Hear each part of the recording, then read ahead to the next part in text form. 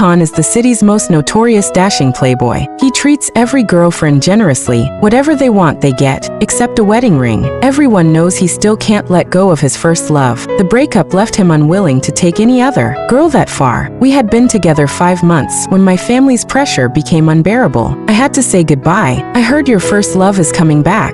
Congratulations. He only smiled. That night his friends threw him an enormous bachelor-style party, boisterous, packed with people. Someone suddenly said, "TG, I think I just saw Ching Sheng. She was with a guy, pretty handsome." In an instant the room exploded with gossip. Chi Han crushed out his cigarette, his laugh suddenly cold. "She's the one who asked to be together. She's the one who asked to split. Does she think the world owes her a favor?" When Chi Han and I started dating, his friends had opened a high-stakes bet, whether we'd last even a month. His family is powerful. His reputation precedes him. My roommate had warned me the day we met. The Chi family of Beijing, definitely not ordinary, but the third young master is different. They say he's easy to chase, never loses his temper with girls, and always parts on good terms. It wasn't really a matter of who chased whom. At the time I was in my second year of grad school, grinding on a research project that required an out-of-print English monograph impossible to find. I posted everywhere online, no replies, until one answer appeared, half teasing, half serious. "My old man might have a copy. If you want it, contact me. Consider it my good deed of the day." I messaged him at once. To thank him we met twice more. Each time was easy and fun. The last evening, beneath a street lamp, he stood with brows raised. "See you again?" Later, spring after spring, year after year, would we still meet? The moonlight was cold, the hour perfect. If I answered no, the night would feel wasted. I smiled, unwilling to show weakness. "I heard you're easy to catch. Is that true?" He couldn't stop laughing. "Try it and find out. When you're still unworldly and meet someone so free, so effortless, so unshakably strong, you can't help drifting closer." Besides, I had seen him long before. I'd just arrived in the city when my wallet was snatched at the station. After reporting it, I stepped outside into a torrential rain and cried as hard as the sky. A car rolled past, then slowed. The window lowered. "Where to?" "I'll give you a lift." I didn't dare get in. He stayed patient. "I'm not a bad guy. Trust me once, stop crying." "Okay." I always wanted to thank him afterward, but we never crossed paths again. In a city this big, a single conversation is already a rare gift. Not long after that message exchange, we were together. When my roommate found out, she gaped then sighed. Dating someone like him should be fun, right? But they say none of his girlfriends last more than 2 weeks.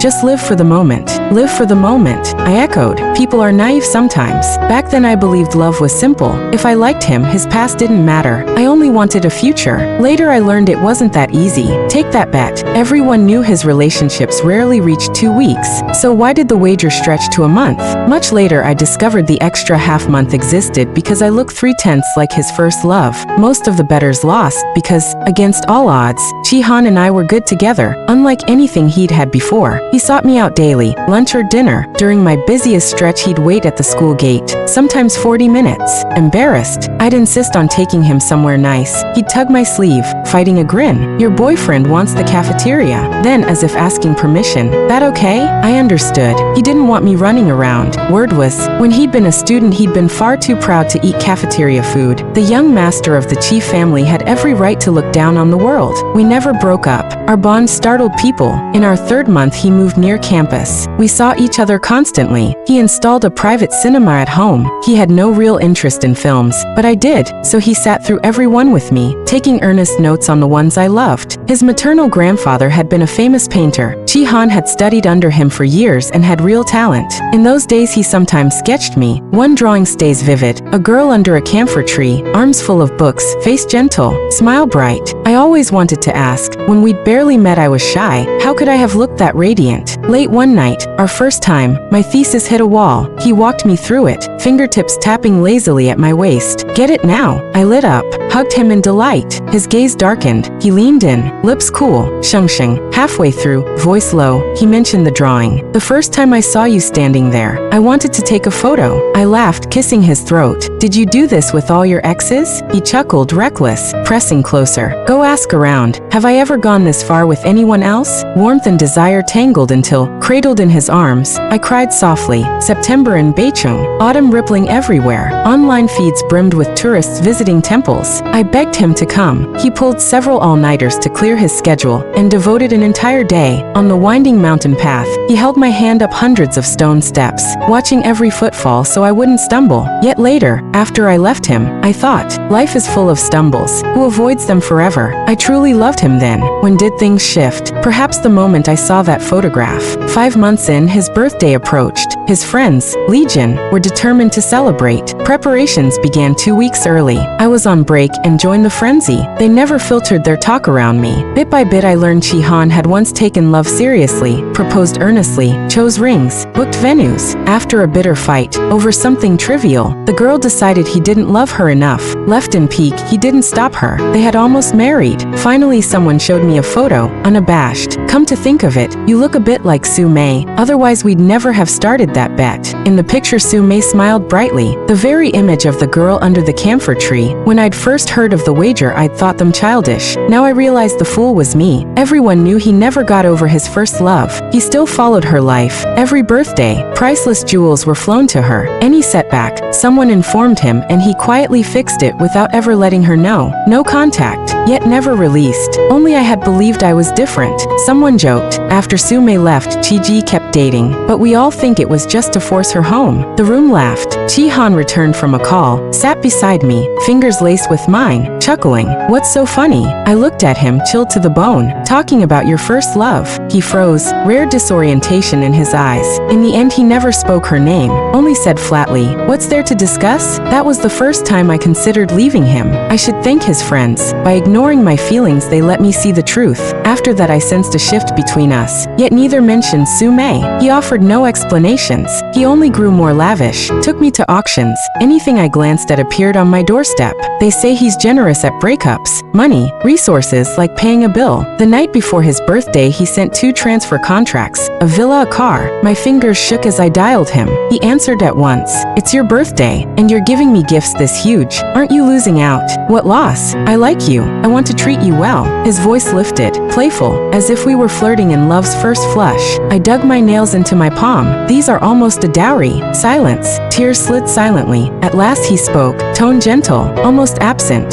Shengxing, don't overthink. Sleep early. I'll pick you up tomorrow. Should I have believed that these gifts meant love, not goodbye? Next evening he collected me as promised. We'd barely arrived when his phone rang. He stared at the number a long time before releasing my hand. You go in. I need to take this. For a man like him, that hesitation was itself an answer. I nodded. Inside, I chose a seat at random. Soon someone burst in from the cold. It's freezing out there. Who's Chi-ji talking to? Who else? Su Mei. I caught a bit. She's coming back in a few days. Seriously? Chi-ji must be over the moon. After all these years, the one beside Chi-ji is still Su Mei. In that moment, everyone was busy reminiscing, praising their timeless love, while I, the present girlfriend, felt utterly superfluous, an outsider. When Chi-han returned, the chatter had stopped. His lips were tight, face dark, a rare irritability simmering beneath the surface. That he moved closer, gave my hand a brief squeeze and smiled. Having fun? Come cut the cake with me in a bit. All right, I said. After the cake, I'd bring up the breakup, graceful, tidy. After that, we'd really never see each other again. In the end I never did stand beside him to cut the cake.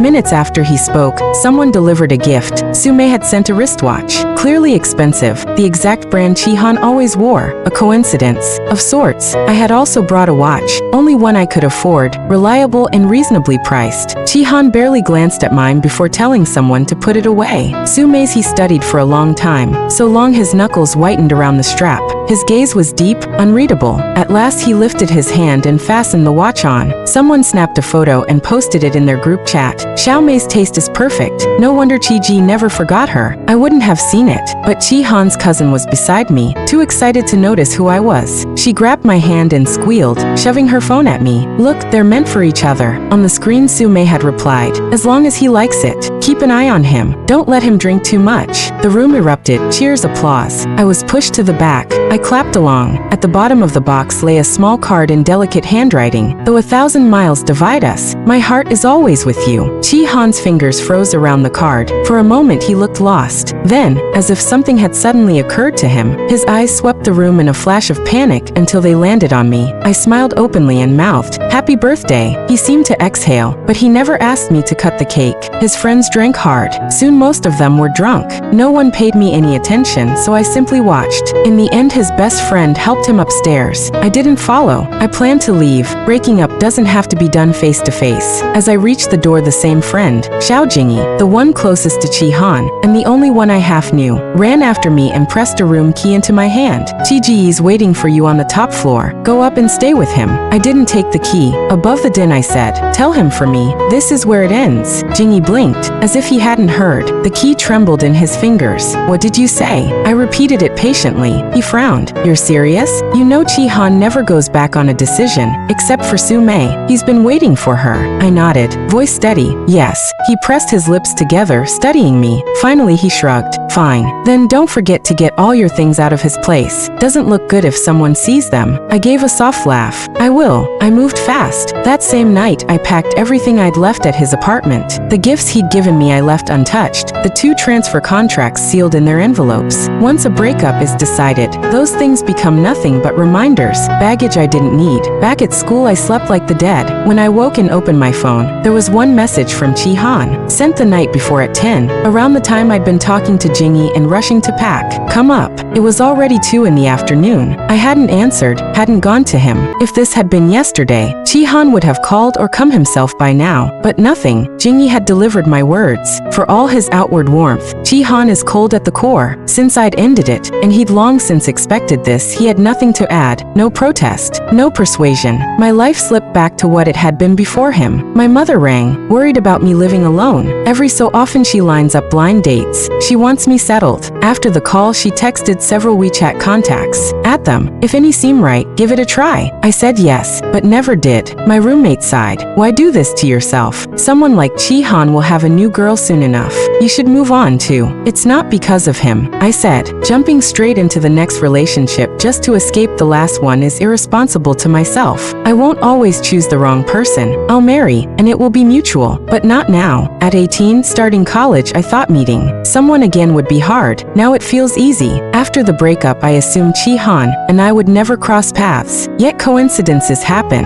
While shopping with a friend, we left a mall and ran straight into Qi Han's group. He was dressed formally, as if from some cocktail event. Tailored suit, a faint new woody cologne. Our eyes met. He gave a calm nod and a polite smile, then turned back to the person beside him. I felt a rush of relief. So this is what an amicable breakup looks like. No quarrel, no blame, no residue. We passed like strangers. Across the street, my phone rang. Qi Han. I adjusted my scarf in the cold wind and declined. He called again. I ignored it. He kept calling. Finally, I picked up. Mr. Qi. Silence. Just as I was about to hang up, he spoke, voice hoarse. Look up. Across the street he stood, hands in pockets, face unreadable. What do you want to say? A long pause. Why? I thought for a moment. Why I broke up with you. A soft I was puzzled. He was too smart, and everyone around him had seen it coming. I answered lightly. My family wants me married. They're pressing hard. His voice hesitated. That's all. I sighed. Yes. He seemed to weigh something, then said, I could. I cut him off.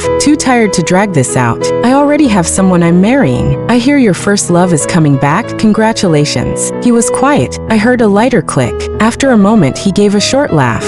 Then, as if making conversation, you didn't take any of the things I gave you. Didn't like them? Tell me what you do like. I'll have someone send it. I exhaled. No need. Let's not contact each other again. We ended well, goodbye. I hung up, did not look back, and on the way home blocked every channel he had to reach me. That afternoon, my advisor took the group out for a meal. Halfway through, he excused himself. I'm bringing in a senior, just flew back from abroad and happens to be eating nearby. Minutes later, the private room door opened. I glanced up, tall, composed, sleeves casually rolled, greeting everyone with a nod. Whispers swept the table. It's Suyen. He's actually back. Brilliant, famous young star in the field. And wow, he's handsome. I laughed along, but something about him felt familiar. After he left, my phone buzzed on the table. A WeChat notification. Don't remember me? I hadn't saved his name, yet I knew at once. The summer I graduated college, I went to a concert with friends. Afterward, we were separated in the crowd. Turning to look for them, I twisted my ankle and bumped into someone. He steadied me, don't move, and took me to hospital, even paid the fee. Embarrassed, I asked for his contact, repaid him, then blurted, kid. Kind people in Beijing are all good looking. He'd raised an eyebrow. Oh, any other kind strangers? I laughed. One more, but I never ran into him again. He'd offered, I know plenty of people. Maybe I can help. I tried to describe Chi-Han, then gave up. He'd smiled, calm and measured. Perhaps next time we meet, you'll have found what you were looking for. Su Yan and I chatted briefly. When the thread wound down, I typed, are you free tonight? Let me buy you dinner. My thanks. He said yes. We set the time and place. After the meal, he insisted on driving me back, just as he'd insisted on taking me to the hospital years ago. We stood on the sidewalk debating until passers-by distracted me. Isn't Su Mei supposed to land tomorrow? Why is Chi Ji throwing a bachelor party tonight? No idea, but word is he's in a foul mood. We're trying to cheer him up. No wonder he hasn't smiled once in the private room. They were probably just out to buy something and would head back. One of them glanced at Su Yan and me several times. So Su Mei would arrive tomorrow. Perfect timing. Su Yan studied me, then asked softly, did you ever find that person? Yes, I said. His gaze flickered. He inclined his head. Congratulations. I didn't elaborate. In the end, I let him drive me back. I'd barely reached my dorm when an unfamiliar Beijing number rang. I answered without thinking. It was Xiao Jingyi, voice low, almost pleading. Qingsheng, where are you? Something's come up. Can you come over? I was puzzled. In all of Beijing, what trouble can't you people handle? Don't call me again. I'm going to sleep. He hesitated, then gritting his teeth, poured out his grievances. It's Chi Ji. On his birthday you asked me to pass on the breakup. I went upstairs and told him. He didn't react at first, but for days afterward he ignored me and his temper got scary. Only today, when something else happened, did I realize he's furious at me for not keeping you. I pressed my lips together. Today? What happened? After a long pause he sighed, as if surrendering. I'll send you a clip. Watch it and you'll understand. A second later the video arrived. I tapped it open. At first the camera swept across the room while Xiao Jingyi narrated for his girlfriend, said it was lively, asked if she wanted to come. Then the frame froze. The same guy I'd bumped into days earlier leaned toward Chi-Han, joking,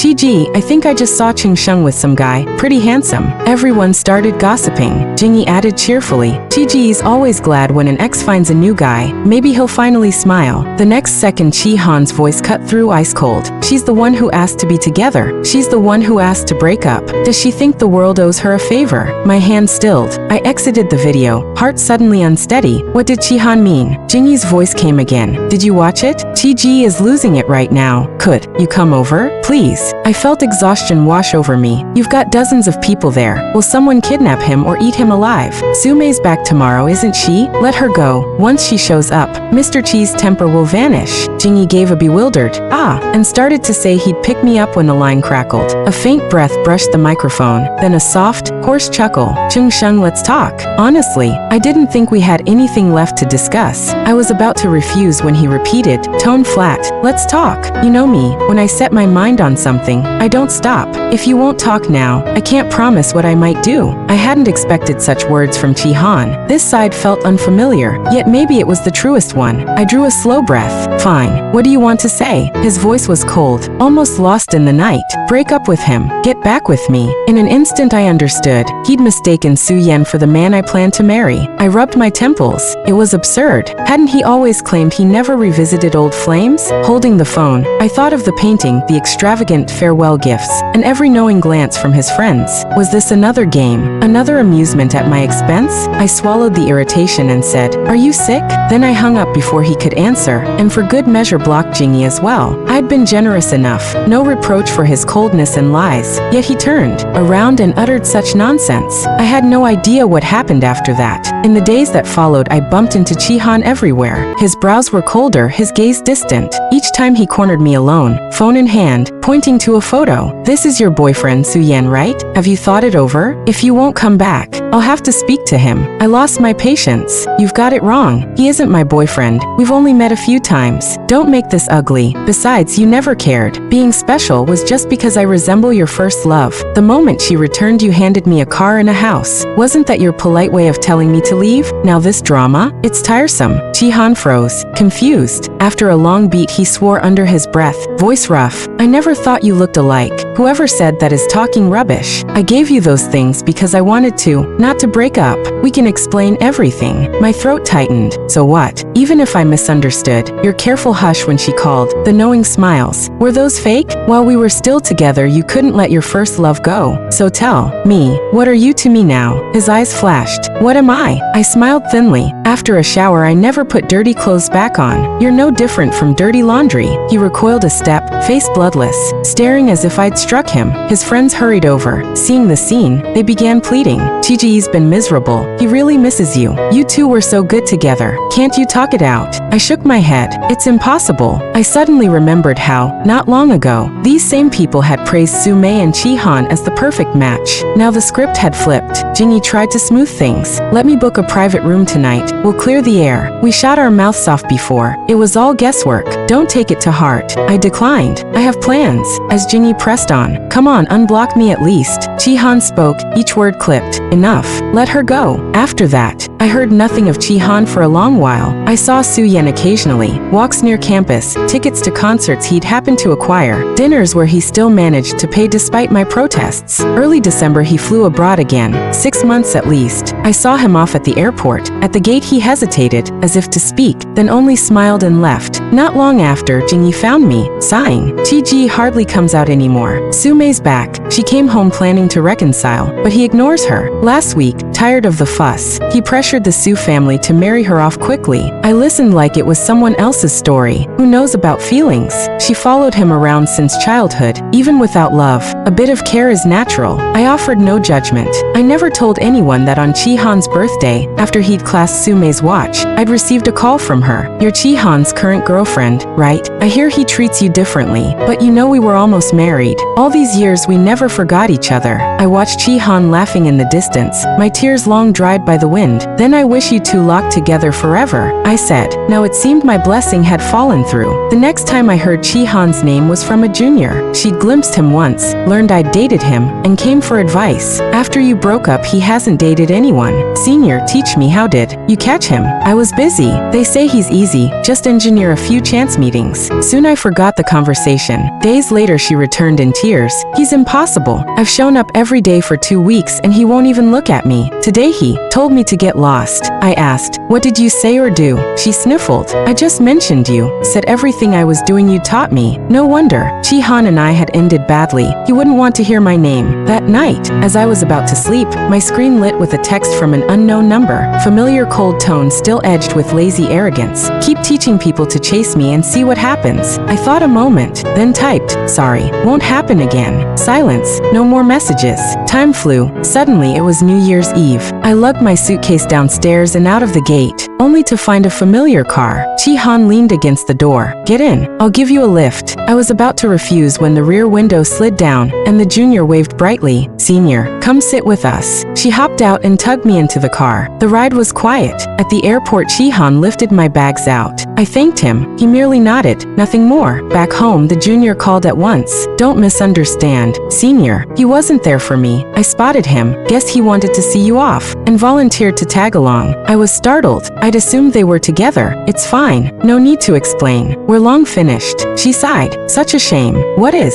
She didn't know I'd once felt the same when everyone around me lamented how tragic it was that Chi-han had missed his first love. On New Year's Eve, a heavy snow fell. After our family dinner, I sat on the sofa chatting with Su-yen for a while. After he left, we still exchanged holiday greetings from time to time. My cousin suddenly pressed his face to the window and yelled, that car, I've seen it online. Only a handful in the world. Never thought I'd see the real thing here. I didn't look up, then stare a little longer. The next day a call came from one of Chi-han's friends, Chung Sheng. Have you seen Chiji? It's New Year's. He's not at home, and we can't reach him. He's never done this before. We're worried sick. The instant I heard it, the car that shouldn't have been in this town flashed through my mind. I glanced out the window, no sign of it, then asked along the street until, in a narrow lane, I finally spotted him. Chi-han stood by the curb, shirt wrinkled, no coat, face pale, a cigarette pinched ash between his fingers, though he wasn't smoking. When he saw me, he straightened instinctively. I walked up. "Where's your phone?" He fumbled it out, pressed the power button, and said, "Dead. You should go home. This place isn't for you. You should go home," I said. "It's New Year's." He looked lost. "I don't know what happened. I just followed the road here. You once said your family wanted you married. So what?" I cut in. "Are you planning to marry me, Chihan? Impossible. The one who never looks back has always been me. I'm stubborn. Once I decide to let go, I let go completely." He stared at me, the corners of his eyes slowly reddening.